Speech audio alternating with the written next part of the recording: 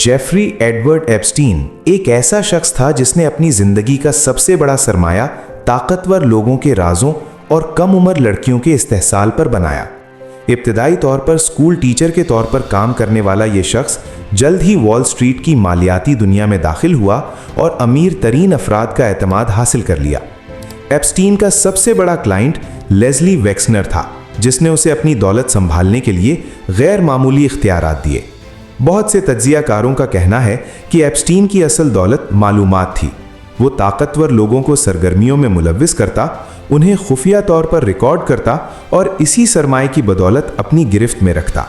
2002 में Donald Trump ने कहा कि वो एप्स्टीन को 15 साल से जानते हैं और उसे एक जबरदस्त इंसान करार दिया। एप्स्टीन के पास अपना निजी तैयारा था जिसे मीडिया ने लोलिटा एक्सप्रेस का नाम दिया।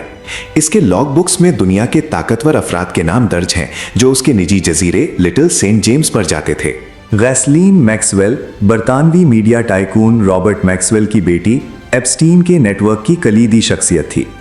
अदालत के रिकॉर्ड के मुताबिक वो लड़कियों को स्कूलों और गरीब इलाकों से ढूंढती, उन्हें मसाज या मॉडलिंग के झांसे से एप्स्टीन के पास लाती और वहां मौजूद रहकर या निगरानी करके एप्स्टीन की जिनसी हवस के लिए तैयार करती थी।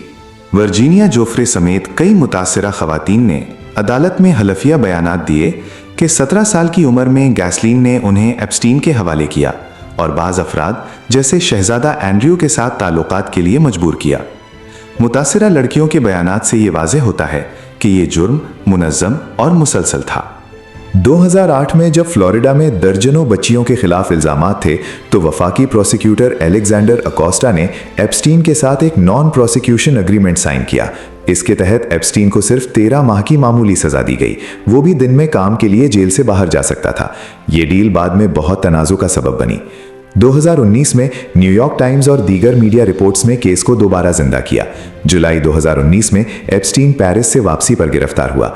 इस बार इल्जामात सेक्स ट्रैफिकिंग और मुनज़्ज़म नेटवर्क के क़याम के थे, जिसमें मुतासरीन को मुसलसल दबाव और खौफ में रखा गया। अगस्त 2019 में मुकदमे की समाअत के दौरान एप्स्टीन जेल में मुर्दा पाया गया। हुक्काम ने उसे खुदकशी करार दिया, मगर इस पर कई शुकूक व शुबहात मौजूद हैं। इस मौत में मुकदमे को मुकम्मल होने से पहले रोक दिया और मुतासरीन के लिए इंसाफ को जुज़वी तौर पर नामुकम्मल छोड़ दिया। एप्स्टीन फाइल्स हज़ारों सफ़ात पर मुश्तमिल हैं, जो 2024 के आगाज़ में अदालत के हुक्म पर आवाम के लिए जारी की गईं। इनमें मुतासिरा ख़वातीन के बयानात, तैयारे के लॉग बुक्स, तस्वीर और दीगर दस्तावेज़ात शामिल हैं, जो इस केस की हकीकत और मुनज़्ज़म नौइयत को वाज़ेह करती हैं। गैसलीन मैक्सवेल को जुलाई 2020 में गिरफ्तार किया गया और 2021 में अमरीकी अदालत ने उसे सेक्स ट्रैफिकिंग और दीगर जराइम में जुर्म साबित होने पर 20 साल कैद की सज़ा सुनाई।